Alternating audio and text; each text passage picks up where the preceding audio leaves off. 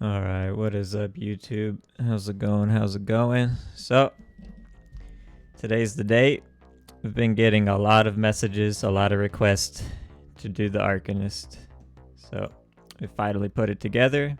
I'm going to show you guys what I got going. I am going to have to break down the Arcanist build into 3 segments. So, we're going to do a 1v1 build first in this video. After this video, I will do a solo play like Cyrodiil and BG's small scale PvP build. And finally, we will do the group play build, like 4-man groups and higher for BG's and Cyrodiil. So without further delay, first of all, I will, for the first time, we're gonna give some credit to this build to Shoiris.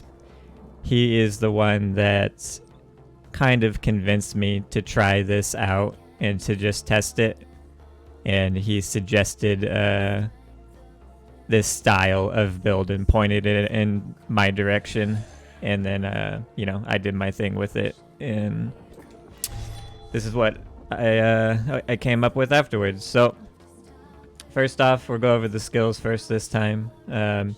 Colorless pool instead of the one that makes you like walk back to the target. I forget what it's called. Like the one that makes you walk around and shit like a fucking spastic. I don't know why people run the one that makes you walk around. It's really buggy. It's not that great. Like, it causes like bugs and shit and whatnot. This one does not cause bugs. It works properly.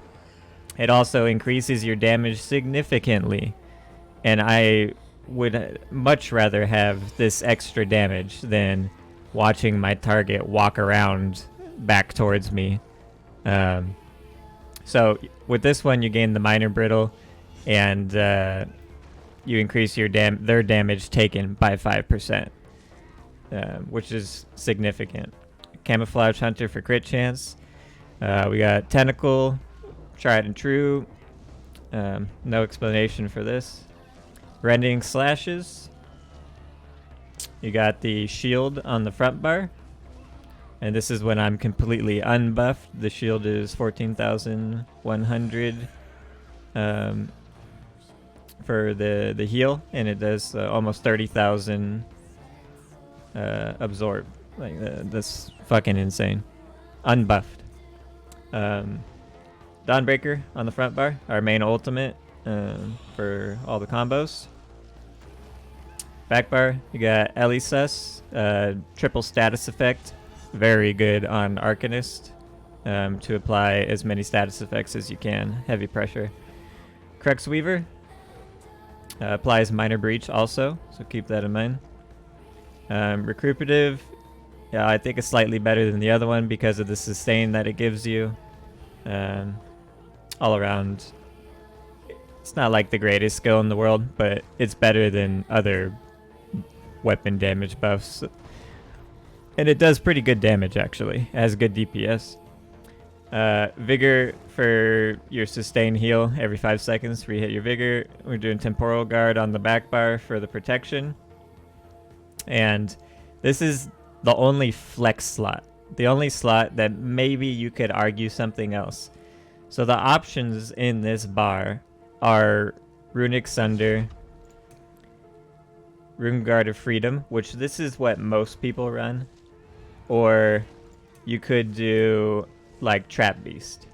And yes, you're already rooting with the Tentacle, but Trap Beast increases your crit damage by 10%, so it's actually pretty good, and it applies to bleed, and it's nice. And then if you run Trap Beast, you can swap to Blood Craze instead of Rending Slashes. Anyways, I'm going to explain why I run Runic Sunder. So the damage is pretty minimal, 3,300 physical damage instantly, no dot. So even if this skill did no damage at all, I would still use it. So first of all, it's really cheap, 1460 stamina, which is great. It lasts for 15 seconds, which is great. Has pretty good range at 22 meters. What it does is it steals 2200 armor from the target. So it basically gives you 2200 penetration. It gives you 2200 armor. It also applies minor maim for 15 seconds, reducing their damage done by 5%. It also generates crux. And on top of that, every crux that you have on you reduces your damage taken by 2%. So a lot of the time on this build, I have 3 crux on me because I only use the shield when I actually get hit by something. I don't keep the shield up at all times. I just use it for a heal, basically, a burst heal. And then having the extra shield on in the 6-second duration is just a bonus, to be honest. So I really like Runic Sunder. I think it's a very good skill for a 1v1. Alright, so let's move on to stats and class, and then we'll do the gear. I am a Khajiit. Now, I do personally think that Nord would be the best race for 1v1. And Dark Elf would be the best choice for like Cyrodiil and Battlegrounds, like small scale solo play. But Khajiit is only a little bit less effective from Dark Elf on a status effect build like this. And Khajiit is also very good for the group play build. It's mandatory for the group play build. So I prefer Khajiit because it's still very good at 1v1 and Battlegrounds, and it's like small scale solo play. And it's by far the best race for group play. So 63 points in health. I got 1 point in stamina just so that on my other builds some things cost stamina instead of magic. And also I want Hideous Clarity to give me stamina. So just that 1 point into stamina will make sure that I take advantage of those things. Crit chances at 30% at all times. Magic and stamina, you might think that they're looking pretty low there, but really it's not an issue. You've got great recoveries. This is completely unbuffed too. And then we're running crit damage at 25%, completely unbuffed. And then on the back bar, we're running defending, so you get some extra resistances, and everything else pretty much stays the same, except for the crit chance and the penetration. But yeah, so it's all pretty much the same on the back bar. Back bar is going to give you 10% for the light attack from the ice staff that we're running, plus the Arcanist crit damage buff. All in all, when the build is fully buffed up, I'm at like slightly over 100% crit damage. So it's still pretty good. All right, so let's go into the gear. Well, first we'll do the food. Running the Shadow Mundus Stone, Vampire Stage 3, Smoke Bear Hunch. I have tried different foods and I have tried different Mundus Stones.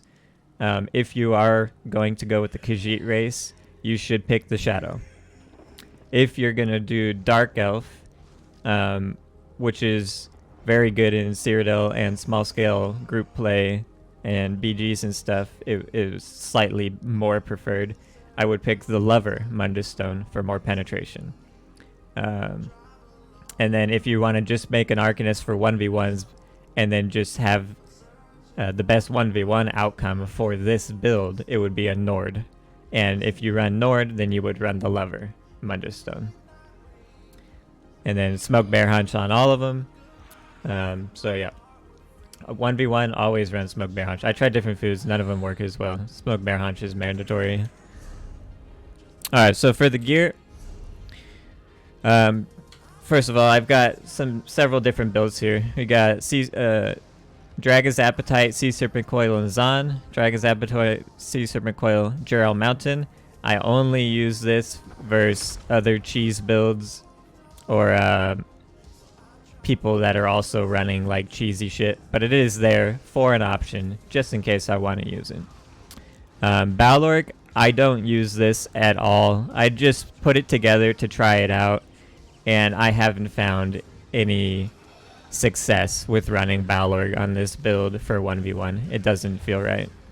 And then same build, Dragon's Appetite, Caesar McCoil with 1-1. 1 Baron Thirst, 1 Magma Incarnate. This is the best setup going against Sorks. Mainly just Sorks, because Zon and Juro Mountain are totally useless against Sork.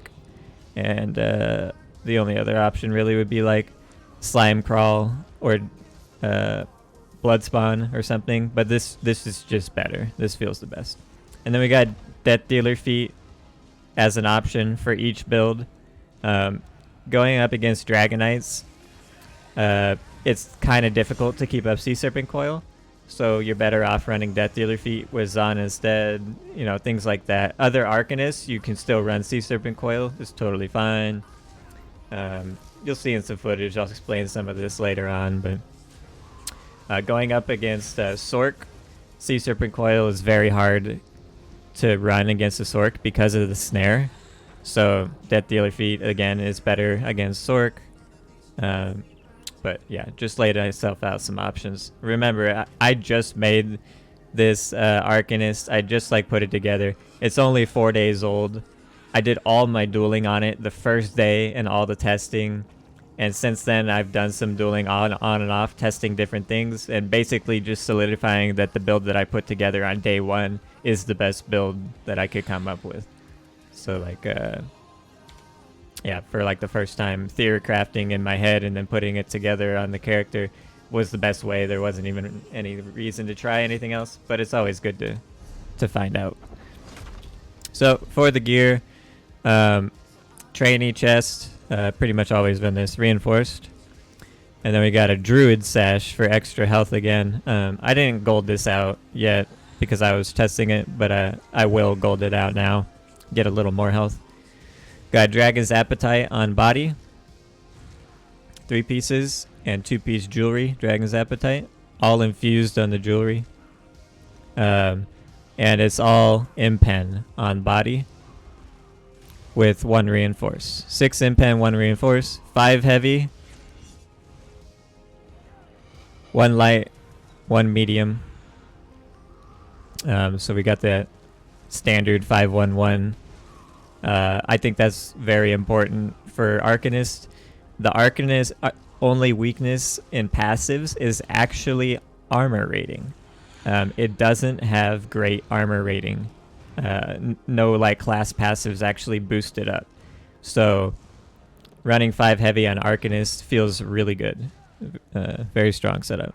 Running Master Dual Wield on the front bar, maces, 1 Nern, 1 charge, 1 disease, 1 poison. Even though I'm running Rending Slashes, I still prefer the charge because this class applies 8 status effects and is constantly reapplying status effects. And that charge, along with the Arcanist passive of increasing status effects by 75% and status effects by 15% damage, super strong. Super, super good.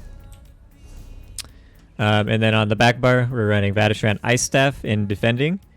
I do like defending the most with an Ice Staff, and I run double dot poisons on the back bar. However, if you feel like you don't need defending on the back bar, then you should run a Fire Staff and charged on the back bar. It will give you another 12% damage by being a Fire Staff while you're buffing up and doing things on your back bar. You won't be losing any damage for your pressure, for your dots and your status effect pressure and all that.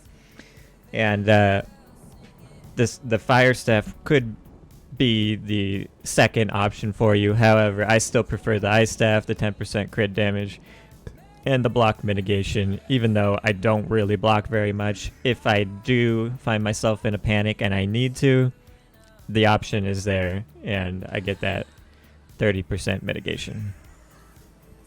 So that's the building gear overall. So I have tried multiple other options for the main 5-piece set. I tried Essence Thief with 3 pieces of medium. It feels good, actually. I do like Essence Thief, but ultimately not having the 5 heavy, you can really feel it, and I didn't like that. I tried Draugr, which would be 3 light on body. The Draugr gives you a ton of damage, but again, you run into the same issue of losing some heavy armor and not having enough stamina sustain. I tried Kin Marcher. It's good, but again, I'm losing stamina sustain by not running Dragon's Appetite or Essence Thief, and I have problems with sustain when I run Kin Marcher, and ultimately the damage just does not feel as good as running Appetite. I tried Way of the Fire. I did not like Way of Fire at all. I personally just don't like that set very much. It is a decent choice for proc damage, but ultimately I just prefer not to use Way of Fire. I don't really like it. Ravaging is actually a very good choice, probably the second best choice for this build, because the Crux armor is applying Minor Breach every 5 seconds. So as long as the target is attacking you and you're reapplying Elemental Susceptibility every 10 seconds, you have a very good uptime on Ravager. But it's more for group play, like Cyrodiil and small scale battlegrounds. It's better at that than 1v1. I tried I tried a bunch of different builds, but Dragon's Appetite 100% felt the best, clear-cut winner. The heal from Dragon's Appetite, even though my max is only like 16,500 stamina, when I get the heal from Dragon's Appetite, it still goes like 7,000, 7 to 8,000 for a crit heal. So it's still pretty good, even though you're just using it for the extra damage, really. All right, let's do champion points before I forget. So blue tree, we've got Deadly Aim. This is for all the single target dots, rending slashes, and being that rending slashes is your main spammable and your highest damage dealer, and then all the dots and status effects are all single target, and then your Zahn is single target and Vatishran is single target. So Deadly Aim works very well. Biting Aura for all the other damage that you do, AoE, your Dawnbreaker, your Tentacle, basically your burst combos. So the two of them together, I found this to be the best setup overall, because I don't have great crit chance. Fighting Finesse would be another option, but yeah, Master at Arms is okay, but I do like Deadly Aim more. You could also try Force of Nature for 1v1. You do have a great uptime on status effects, so this would be a little bit better than Deadly Aim for 1v1, but this is not good in Cyrodiil, and I've been playing a lot of Cyrodiil the last couple days, and I get annoyed having to change CP around all the time. So I just keep Deadly Aim and Biting Aura on for this build, but Force of Nature here instead would be a little bit better. We got Focus Mending, just because none of the other damage ones are really that relevant, and Focus Mending is very strong with that 10%, and then Duelist Rebuff for all single target. It's, most of the damage you receive in 1v1 is single target.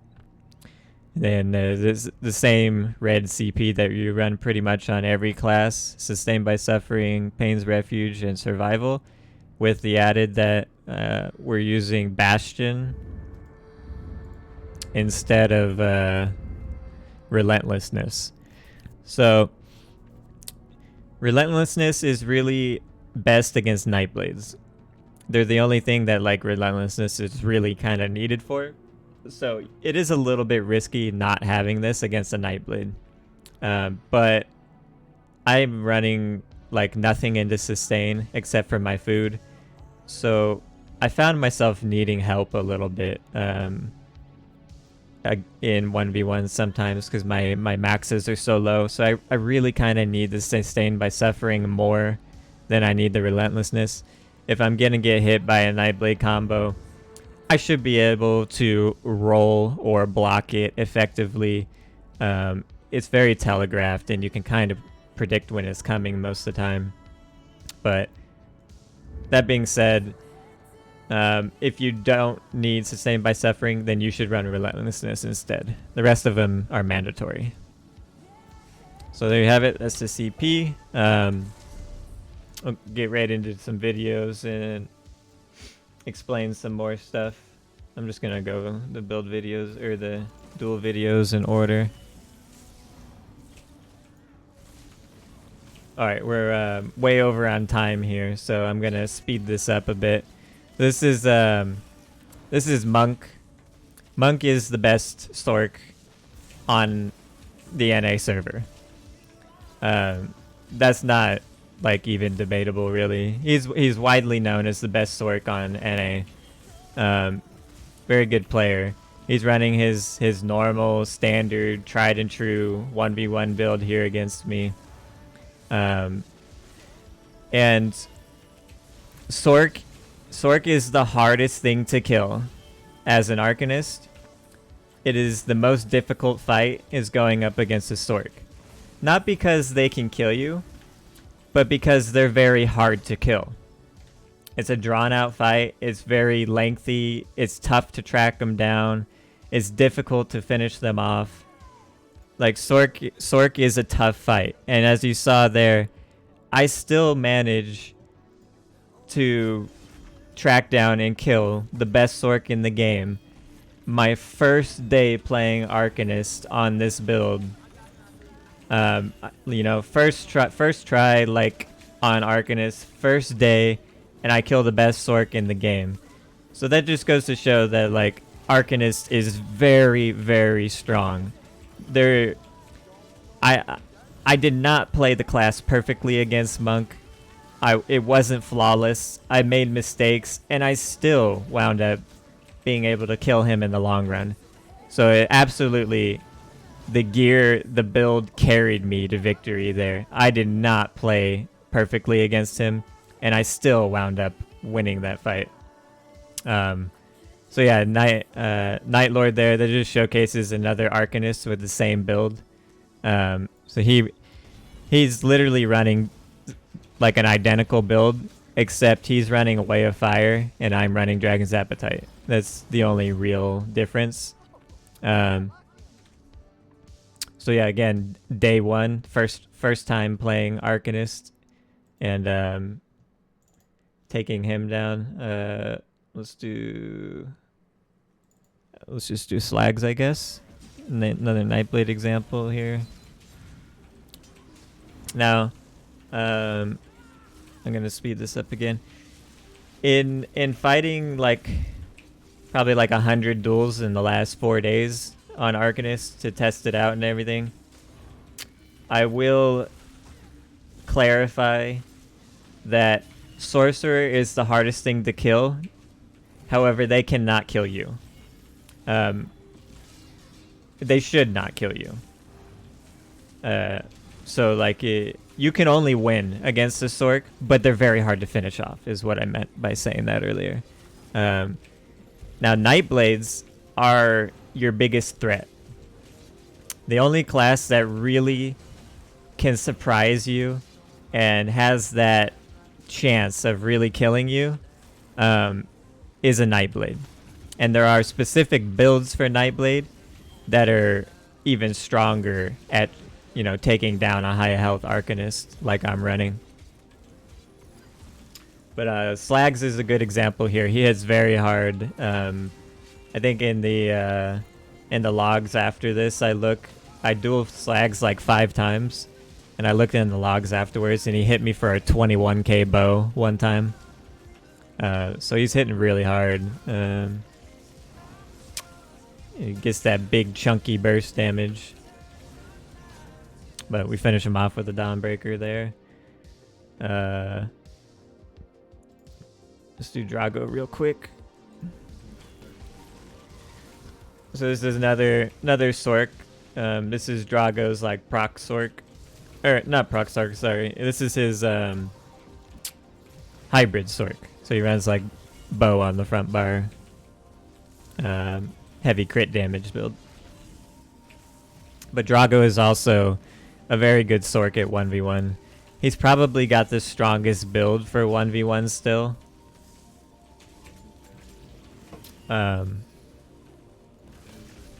Overall, I think this is probably like the best Sork build for 1v1 still.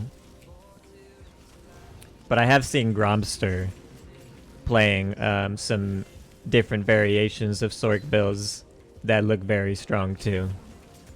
That could possibly take over Drago's build. Oops. Now for 1v1, I did try multiple different skills and stuff. And ultimately, I just found this setup to be by far the best. But I was trying Rune Guard of Freedom for a little bit. It just feels kind of unnecessary, to be honest with you. Like, it's really expensive on magic, and it just kind of feels like overkill. Like, if you use your tentacle and shield properly, you shouldn't really need Rune Guard of Freedom. But here we're fighting Yinghan. Yinghan is a really good Stam Sork. He has very good pressure. Good fighter. He knows what he's doing. He's been around a long time. I've always seen him running meta builds for like 1v1 and whatnot. So right now he's running like the Dragonite build that I was running before, the double dual wield. And I just wanted to showcase this to point out that Dragonite can really apply very strong pressure against you, even though your health is so high and you've got really strong healing and all that. That Dragonite pressure is still no joke. But ultimately, you really should not die, even though they have high pressure. You have high pressure also on Arcanist. The damage of an Arcanist and a Dragonite is about the same.